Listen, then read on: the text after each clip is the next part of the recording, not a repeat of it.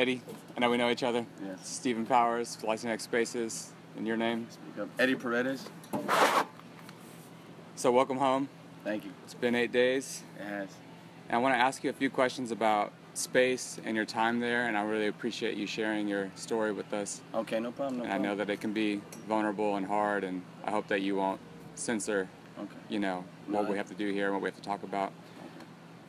But in order to begin, your name's Eddie Paredes, and Yes, you get that name from your dad. My dad. Who I understand you don't have a whole lot of contact with, but maybe you could describe a little bit your family history.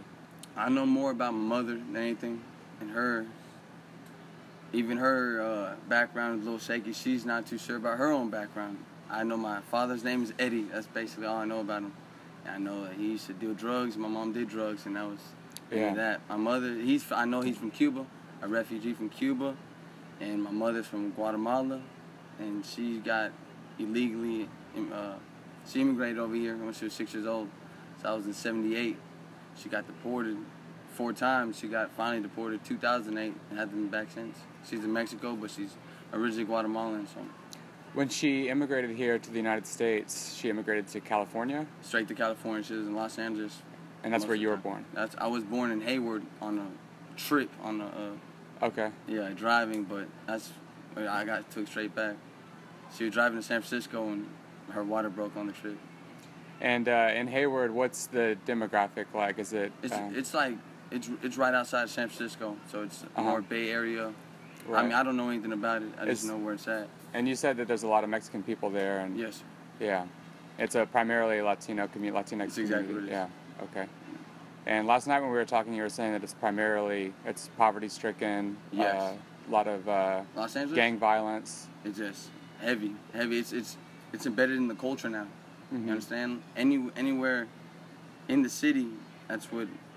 And besides the rich neighborhoods and tourist attractions, that's what it is in the hood. It's known to be. It's familiarized. It's part of the culture. Everybody's in gangs, and if you're not in a gang, then you're gonna get put down with the hood. You know what I'm saying? Right. And if you live in this hood, and that's what you're gonna wear, and this is the street codes you live by. And so tell me a little bit about your transition to Texas, when that happened, and what that looked like. It was a completely different demographic. You guys were wearing everything different over here, listening to different music. I heard screwed and chopped music and thought it was a scratch CD, you know? Yeah. Like it was And you were what age? I was 12 years old. I was 12 years old when I left, and I came over here, and my mom was born. I was expecting horses, and I thought I had to learn the new national anthem. Mm-hmm. I was a kid, but I love it now, man. I love it. It's a lot more relaxed. You know what I mean? There's going to be hood everywhere you go. There's going to be some bad parts everywhere you're going. But I love it, man. I love the tranquility of it all. So you were born en route in California. Yeah. You were born on the go. Yeah. You stayed for 12 years. 12 years. And your family moved to Texas. And how many people? It was your mom? I bounced around a lot when I was a child. See, my mom got incarcerated when I was about 3 years old. She did 3.5, I believe, and then took like another year to get us back through the system, through Child Protective Services. Over there it's called something different, but so I didn't live with my mother from the ages of about 2.5, 3 years old to about 8. So then I was moving around everywhere in California. I was in Sacramento, and I was in little cities around suburbs and stuff. So after that I moved in with my mom, and she seen how bad it was. We lived there for like another 2-3 years, and then we moved to Texas because of the violence. But it was me, my mother, my sister, and I had a younger brother. I believe he was a year old at the time, about a year or 2. And your younger brother is now in Mexico, or? They just recently, about 2 weeks ago, my mom couldn't support him anymore. My mom has 8 children. I'm one of 8. She had 7 boys and 1 girl. I'm the 3rd child. My mom had her first at 16. She had her second at 18, and me at 20. So, so those are the oldest 3. And I have a younger brother. He's been in America since he was 18 because he couldn't provide for himself over there anymore. So he came over here for a better job opportunity, and he got it, and he's doing really good right now. And then she had 4 youngest ones in Mexico with her, but she could no longer provide for him here recently, so they're over here with my stepfather now and enrolled in school, and Now they're about to start living the American life. Hopefully transition back, because they were here. They were here for like a year or two, and then had to move down there for the rest. So now they're like 9 years old and moving back. Have to adapt to English and this Americanized way of living. And so, your father wasn't around a lot in your childhood. At all. And your mother was incarcerated. My mother was incarcerated. And was vulnerable to deportation. Yes, multiple times. Okay. And she's been deported recently, no? She's on the other side 2008. 2008, she hasn't been back since. So it's been 9 years now, but yeah, she's not come back after that's her fourth deportation, and they honestly let her make it the first time, or the third, fourth time supposed to be for life. They could have made her do the entirety of her sentence, but they let her go after 9 months, and so she took it as a blessing, doesn't want to come back. She lives right across the border now, in a border town to where I could go visit her. On the other side of Laredo? Laredo, North Laredo. How do you think, do you think there's a connection between the incarceration and the deportation of your mother and your own dealings with state violence and incarceration? And for sure. How big of an aspect was that in your childhood knowledge, like what you knew about the system? It was a way of life. My father was incarcerated. My mother's been incarcerated 3 separate times, at least. Those are prison terms, 3 separate prison terms, and I don't know how many times counting. It was just a way of life. My brother just got out from doing 10 years. It was normal. It was normal. It was normal for my mom to tell me to go steal that right there, because I could walk out the store with it and she could play dumb. You know what I'm saying? Like, it was normal. Violence was normal. Beating your kids was normal. Getting hit over the head with weapons was normal to me. Going home with black eyes or going to school with black eyes, that was normal. Everything was so normal. So when I realized, I stepped out the box, I seen other people's lives. Like, when we moved from LA to over here, and you realize, like, I'm really living, I wouldn't say poverty, because my mom was a hustler. My mom, she smoked crack, she did a lot of bad, but she was functional, and she had children. She went out and provided for us by any means. If it was robbing, if it was stealing, if it was conning somebody out of their money, we ate. So I wouldn't say I was poverty. I was raised around poverty. I know what it is, but I ate at the end of the day. I never went hungry. But there was a lot of, it's a two-edged sword, you know what I'm saying? I had good and I had bad, and it was the violence of the house. I've seen her take out a lot of aggression on my little brothers, my sister, and I've lived there, and it was just a normal part of society, though. To me, when I was raised, that's what it was. I didn't know anything different. So you and I have a lot of history between each other, yes. And I've seen a lot of you growing up. You know, I've known you since you were very young, and when I first met you, you were taking care of my father. Yes, sir. And it seems like a lot of our time together was conjugated or built around violence. Street fighting, exactly. Fighting over petty beef, fighting over anything it could disrespect, be. Right? really, more than anything. Right.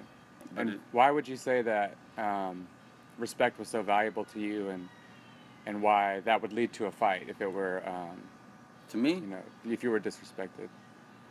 I feel like when I was out, I've lived around violence so long that I adjusted to people that were really violent. Even though in my own mind, to me, I wasn't really violent. I was raised around it.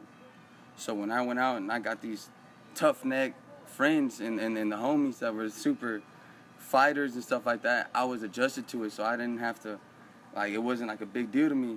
But to like other people, were like, we're the badasses. We're the ones that go to the parties and necessarily fight. We don't look for fights, but we end up fighting most of the time. So it was like, I'm gonna right or wrong for my friends. And that's where most of the fights happen.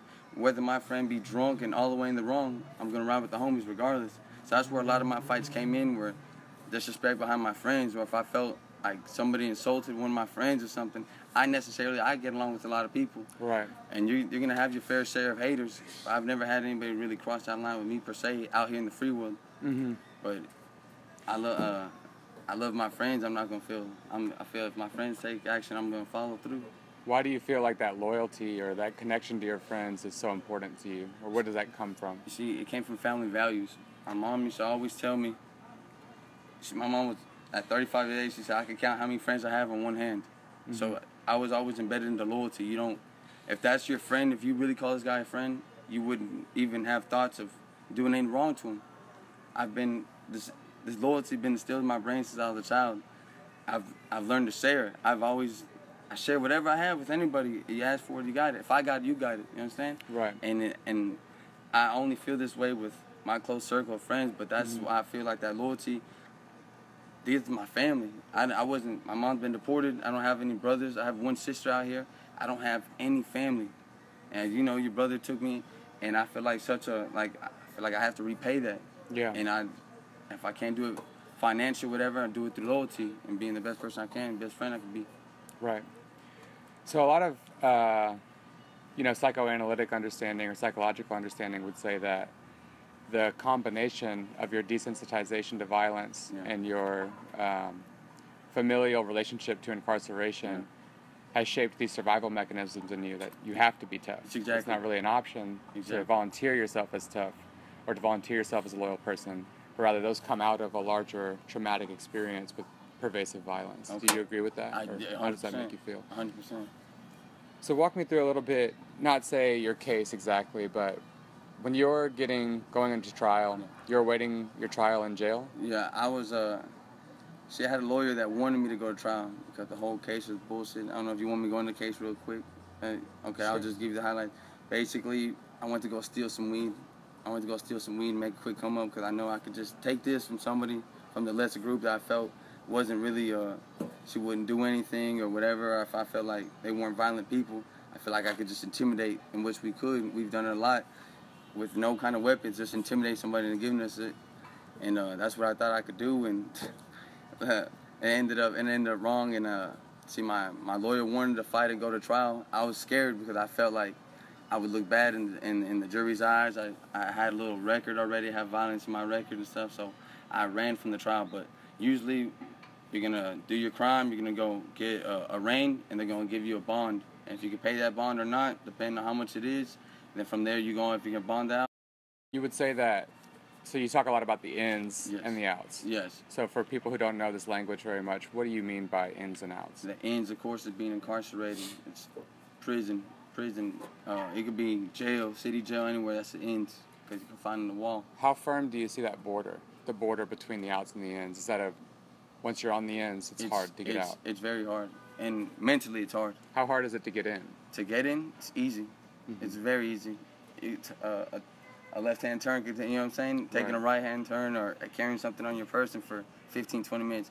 Being witness, not calling the laws, all that can get you in there. It's fairly easy. Wrong place, right time.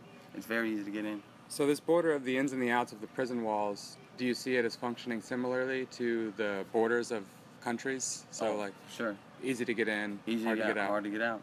Right. Exactly. And around these borders is so much violence, so much state violence, so much aggression, so much poverty, and a lot of it. How many rich people do you think you saw in prison? In prison, percentage-wise? Yeah. 4%. 4%. Rich, like self-made, like $1,000 on the books. 6-7%. No, less than 10%. Less than 10%. I got you. Yeah. Less than 10% for sure. So the architecture of the inside of this border is radically different from the architecture out here. Yes. What would you say is the first impression of someone going inside and negotiating this new space? What is this space making you feel like? Claustrophobic. So it's tight. It's tight. It's very tight. You have cells that you can touch both sides of the wall, or you could take 3 paces this way and there's no way to get on top of your bunk. You have to jump. This cell was built in the 1800s, and they haven't changed the demographic. They haven't changed the architecture of this. We have nowhere to plug in our radios, our fans, our hot pots. This it was built in the 1800s. They haven't progressed. They have other units now, but this one's still running. Mm-hmm. The architecture hasn't been changed in over 100 years, 150 years. And most of these prisons are in remote spaces that are not close to the city. They're going to be in the middle of the desert. They'll be in country towns. Mm-hmm. A lot of humidity, a lot of dry heat. Yeah. Yeah, a lot of crop fields and hog barns and horses. Yeah. Yeah. And how is the violence changed by the claustrophobia cellular architecture? It definitely intensifies it. Yeah. I mean, just being around a person for 24 hours a day, where you can't come out your cell when you're in close custody, where you have this much space to live with a person. It's little things that get annoy you. It's you become extremely agitable, especially with the heat. it intensifies everything, and the smallest thing could lead to the biggest thing, and fights can start out, and you can be cool with this person, really cool with this person, and want to fight over anything. The way he brushed his teeth, he didn't clean up the toilet right, he didn't sweep today, he's working out while I'm trying to sleep, he grabbed his tray before I grabbed my tray, he knows I always grab the tray first. Yeah. Little things like that. So now we're back into the values of respect. Exactly, but his respect can be different from my respect. Right. I like to walk around this house barefoot. Right. He feels that's nasty. He wants to wear his shoes in the house. Yeah. Two different kinds of respects. He feels like if he washes his shoes, it's clean. Yeah. I like to, you know what I'm saying? Little things like that. I like to keep the lights off while he likes to turn them on. It's little things like that. It could be two different respects, and end up in a problem. So moving to the ins from the outs means that the walls have gotten a little closer. The other people in the world have gotten a lot closer. Yes. The heat has intensified. It has. Because the Texas Department of Corrections has no obligation to give you air condition or any of those basic amenities that you would have on the outs. That's right. And now the violence is a lot more pervasive because of these things, these intensifications, Exactly. and these exaggerations of what might be small things on the outside. But for the people at home that don't know about the ins, there's also a lot of differences between you were walking on concrete all the time. You don't control your lights, to my knowledge. You don't. Your lights can be on and it's not up to you. There's definitely certain places that are like that. It changes everywhere you go, but you have no control. So the spaces that you would inhabit on the ends, what do these spaces look like? There's a chow hall, there's a yard, there's your cell, there's gonna be a block. Yeah, there's basically a day room. That's what you're missing. Basically, you're gonna have a place where it could be anywhere from 100 feet to, they got one about the size of this, about 20 feet, where it's supposed to accommodate 150 people. And then you're told to sit down. There's nowhere to sit, and it's hot, and you got 100 bodies, and they're confined. You know what I mean? You got a day room, a chow hall, you have a commissary line, a gym, an auditorium, a schoolhouse. You gotta have the school buildings, and there's a medical, and then you have a place, of course, where you get in any kind of trouble or interrogation, or it'd be where the captain's office is at, stuff like that. So basically, those are the basics in any kind of prison. That's what they're gonna have for sure. So according to the demographics of the Texas Department of Corrections, there's about equal parts Latinx people and black people, and then a smaller amount of white people and other. An extremely smaller amount of white people and other. So you would say that this is a primarily Latinx and black space? Certainly, for sure, all the way, 100%. How much of your Latinx identity is being shown to you while you're in? Do you feel immediately that you're Latino? Tell me a little bit about race relations. Race relations between prisoners on the inside. It's extremely important. It's extremely important, and it's natural. When you go in there, and you first walk in, you have your mat, and you see the segregation immediately. In Texas, in TDCJ, Texas Department of Criminal Justice, there's going to be a black side, and there's going to be an other side. Immediately, the benches are divided upon the white people, the Mexicans, and the blacks, and that's exactly how it runs. And the white people are going to stick with the Mexicans, and the black people are going to stick over there. And it's extremely segregated. Believe it or not, you think that race is out the window, and it's not the fact. It's not racism. It's prison politics. It's how it works. You stick with your race, and anybody that's part of different kind of gangs from a different kind of race, people feel disrespected by that. They feel like that's not right, but being a Latino, Latinx, you feel love. You feel off the rip. Immediately when you walk in there, you feel a vibe, and like you're gonna get took care of. And a lot of the times, if you're a good person, people are gonna come up to you and offer you, and they're gonna offer you. Do you make store? Do you have money on your books? I give you hygiene, offer hygiene, and it's like that, and you feel that vibe, and that's what kind of talks you into getting down with a certain gang organization, because you feel that love off the rip. You feel it like when you walk in, you feel that. So you're like, man, I want to ride with these guys. You know what I'm saying? So it sounds like the prisoners are largely maintaining this racial structure of segregation. Exactly. But it's also the prison doesn't intervene in these they don't force any mixing. So there's a complicity between the prison administration and the prisoners in the segregation. Yeah. Do you think that's valuable to the prison administration that the races are segregated in this way? For sure. I feel like, because then they have control with it. At least they can see what's going on. They feel like if there's too many Mexicans and blacks standing up aggressively, well, they know like they supposed to be on opposite part of the room. You know what I mean? So it helps them out to the point where, oh, they hear something's going on in this building with the blacks and Mexicans, they go over here and address the speakers, the people that they know for sure are riding in a gang organization, and tell them, come here and let's talk out the situation. It happens like that all the times. Things get de-escalated because people are known gang members, and the rank knows that. You know what I'm saying? You say gang members and gang organizations as if it were a natural thing on the inside. Oh, for sure. For sure. How long were you in prison before you ended up getting involved with gang? Tango Blast, maybe? Tango Blast. I got immediately, like, I would say like a couple months. At the transfer facility, you don't get what you call a heart check. A heart check is basically... A heart check. A heart check, or they call it a cora check, for corazon check. You're going in there and they're checking where your heart's at. You're gonna get punched on for a little bit by, depending on where you go, like 2 people or 3 people or one-on-ones, but you go in there and you get checked, and that's natural for a lot of units are like that, where immediately, regardless of your race, hey, look, we're gonna help you out, but we're gonna make sure you're gonna ride first. So when you come in there, hey, all right, well, you're gonna fight. If they feel like there's something weak about you, they might just run your heart check right there, like, come on, let's get it out the way. Or maybe, look, we're gonna get this black guy right here. Hey, go hog him for stuff, see how he acts, see how he reacts to that, and go over there and take your stuff. Like, what's up? You gonna fight? And you get a person's that's integrity. See what this dude's really gonna act like before he knows anybody. Yeah. Because a lot of the times people are gonna act hard because they've been there, and now I got a friendship with this guy. I don't want to look like a pussy in front of that. But if you check me off the rip when I came to the door, and the biggest black dude came up to me and tried to hog me, maybe then I would have caught pussy because I had no strings attached to these people. You know what I'm saying? Right. So that's basically that's the principle of the heart check. Let's make sure this guy's down, or he's gonna be down, or we think he's down. But the Tango, they don't do the heart checks at the transfers, so you had to wait to get to an assigned unit. But I was told my mind was made up when I got there, about 4 or 5 months. So, amid all this violence and these gang organizations, it sounds like a lot of that is about survival.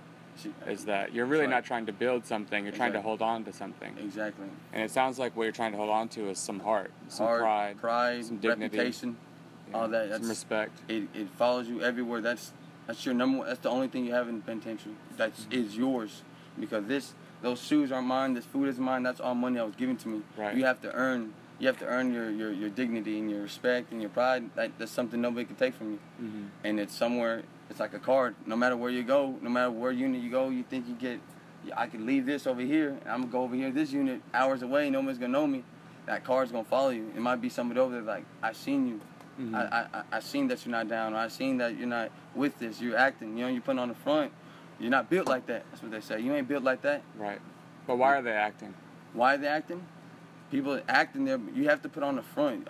You can't go in there with like showing, you know what I'm saying, showing feelings of softness, of being friendly. Vulnerability, people capitalize on that. Extortion is an extreme, it's a hustle in there, and it's common, it's very common. So you go in there and you fight off the rip. As soon as you walk in through off the muscle, like, ooh, this and that, I want to fight or whatever, and that shows, all right, yeah, he's down, so now you got your card, you earned your place to stay there, free, and nobody's gonna mess with you. But you go in there with some kind of vulnerability and you smiling, you going around being friendly, people are gonna capitalize like he probably ain't gonna fight, or let's see if we could talk him out of some of the food he got right there. You're managing everything. It's, well, let me work out, or you got different people that choose to do. You got people that choose to live their life up to God and change the whole demographic and learn, and you got different people that, like you said, doing time, because you're choosing your path in there. You're either going one way or the other. So space is tight and time is long. Yes. And both of these things weigh in on the body. Yes. So maybe you could walk me through how your body has changed during your 4 years incarcerated. Oh, for sure. It's a blessing. In reality, you're away from hard drugs. You're away from alcohol. I mean, you find it in there. You can find everything you want in there, but it's not given to you like it is out here. It's not for free. You know what I'm saying? So they feed you the correct amount of calories every day. I mean, it's hard to live on nothing but the trays, but you're eating 3 meals a day. You are walking everywhere. You're getting sunlight. You're not smoking. You're not drinking. It preserves your age. You'll find people have been gone 25 years to come out look like they're 25. Right. And it's because, I mean, I couldn't tell you what it is. I feel like it's a part of doing time and living healthy, and you're not even knowing. You know what I'm saying? Yeah. But a lot of times you'll see people with stress, people with L numbers, with life murders, capital murders, that look like they're just out of there because the stress is a major factor. Like you said, good, there's also bad. There's stress. There's people walk around that got stabbed up. There's people that go around and lose teeth and split eyes and all that. So there's good and there's bad. Right. You also come out with a lot more tattoos than you went in with. Tattoos. I chose to work out. I gained 20 pounds in there. You can have people that lose dramatically, go in there 300 pounds and come out 150 pounds. Tattoos, people that just hit up their face. It's pretty intense. People, I feel like they alter their body a lot in there. You want to come out a different person, so right. So people, they change multiple things. People change religions in there all the time. Well, it looks like a lot of your tattoos have Latinx cultural significations. For sure, I got a lot of Chicano tattoos and just the Mexican culture, prayer hands and stars and roses. Mm-hmm. You want to get, you'll see, like you said, cultural tattoos, exactly. You'll see white people get peckerwoods and bolts and clovers and skulls and demons, and that's more of a white person traditional tattoo to get in there. You get a whole sleeve of skulls and demons and cheese and smoke. And then you got the Mexicans over here that get portraits of their baby daughters or their sons or whatever, and they got Virgin Marys and roses. Then you got the Crips over here that got stop signs and people with ski masks and money and weed leaves and trap houses, and it, like you said, cultural tattoos it's very, very popular. Right. Sometimes when I wrote you, you would say that you could do a year in no time. A year would fly by. But then towards the end of when I was writing you and you had a few months, yes, it sounded like the time was kind of parachuting a bit. It slowed down. It slowed down dramatically. How is time variable like that and your experience of it on the inside? My experience, I felt like when I was doing time, when I was fresh in, I knew I had to do time. So it would fly by. I had a job and I was at population. It would just fly by because I knew I had to do some time. But once I knew I was getting closer to his release date, I wasn't in here anymore. My mind's out here. My mind's in the free world now. So every single day I would sit there and ignore this man and be talking, and all my mind's thinking like, man, what I'm gonna eat when I first get out. Mm-hmm. You know what I'm saying? Like, I wonder what hoe gonna hit me up on Facebook, stuff Mm-hmm. like that. It'd be like, man, I wonder what my homeboy doing, or like how he's doing. Like, if I get out, we ever gonna kick it now? Like, I heard none of my homeboys chill no more. So and so died. You know what I'm saying? So and so got pregnant. They're together now. Like, and my mind's just out here in the free so much. So it just slowed my time down. Like, as I said, Right. parachute. So a 24-hour day would feel like a 30-hour day. Right. I try to work out. I feel like I'm working out for an hour. You go check. It's been 15 minutes, 20 minutes. Yeah. Everything just slowed down. So a lot of what I'm thinking about in terms of social epistemology, or how we know things, is about how borders create worlds. Okay. In the sense that the border is fake. Yes. You know, there's no real border between, say, Texas and Mexico. Exactly. The border between the prison and the outs is fake. It's man-made. Yeah. You know, it's just a wall. Yeah. But when you go in, it's an entirely different world with its own logic. So we've talked about how the language is different. Exactly. You speak differently. You have different code. You have different slang. Slang. You have ways. You know how to talk, and you know how not to talk. Exactly. You don't express vulnerability. The space on the inside is very regimented. Yes. You know, Yes. cellular and close. Exactly. And the heat on the inside is hotter. Yeah. It's more intense. It's Yes. it's more dramatic. Yeah. And the time on the inside is more variable than on the Yeah. outside. So thinking about these two different worlds and the ins and the outs, you've been out now for 9 days. Yes. What's the world like here? I mean, you were very lucky to get out and go right to New York. You're on your way to Denver. Exactly. So when you're looking at this big world out here, what is that like in your perceptual experience between these borders? It's surreal. Like this doesn't feel like New York to me. You know what I'm saying? Like, I was sitting in the cell last week, and that's the best way to explain it right now. I've been going through the motions. Like, my body's going through it, but my mind's not there. It's like I'm trying to absorb everything that's really going on, and it feels like I almost just didn't even do these 4 years that just passed. It feels like I went from the world to the world. I made like that was a bad dream or something. That's why I say like surreal. Like this doesn't feel like life to me, honestly, in reality. But you still have a lot of friends inside. And, I have a lot of friends inside. I've written 4 or 5 people since I've been out.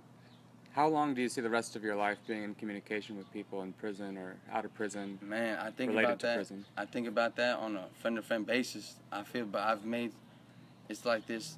I read recently an interview on the Rolling Stone where a guy, they were in combat together and they got stranded overnight. They got stranded overnight inside of they got left out of their tank. They got inside of a hotel. It was like a beat-down hotel in Iran, and they known each other previously for about 45 minutes, and they went on this whole war. They got left by the whole unit left them, and they were together for like 15 hours, but it was like shootouts and smoke grenades and all. It was crazy, but they only knew each other collectively for like 3 days, but they felt like they known each other their whole lives, and I feel like that happens a lot in the penitentiary.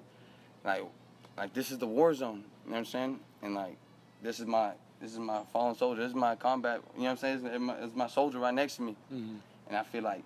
You can know somebody for 6 months in there, and it felt like you've known them for 6 years in the world. Right. Like we're going, and that's what it feels like to me. Like I've gotten people like, oh, you don't know him. Like why you riding him? You don't know him a year and a half. You get really, really close. You're around this dude 24/7. You know what I'm saying? You're in there. You choose who you're gonna do your time around, and if you choose a small circle, then you get close ties. Right. And I feel like there's some people in there that I've known that got a lot of time that I feel like I could really just vibe for because I know what it's like and I know what I want. Like I said, I want to treat the world like how I want to be treated. I know I had just got out. If I stayed in and this dude just got out, I'd want him to write me. I'd want to see what he's doing. I'd want pictures. A lot of sociologists contend that the more often a prisoner gets letters, store, and things like that, the more protected he is from violence from the guards because they feel like they have people on the outside and they're more accountable. That's true.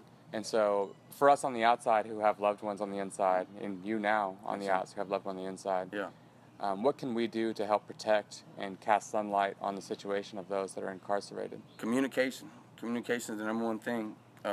If you can set up your cell phone to where they can call you, that's the quickest way wherever that writing is going to take. It's delayed 3 days, 4 days, a week sometimes. That's how slow they are in the mailroom.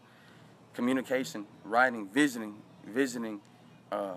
those 3 right there, the phone, having that communication to where this guard knows I call my people every day, so he's not going to mess me over. Or if there's any kind of wrongdoing going on, I call my people, and they can contact people that are above him. They can contact his rank. They can contact districts, people in Huntsville, where you know what I'm saying, the organization, agencies that you could. Communication is the number one thing you know what I'm saying, for your people to be there for you and to protect you. I said protect.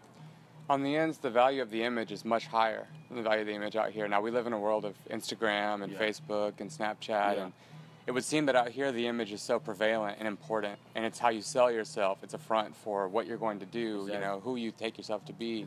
But on the inside, the image takes on a different meaning, doesn't it? Because a lot of the time you were writing me, you were asking for pictures more than money, more than letters, more than anything, you were asking for images.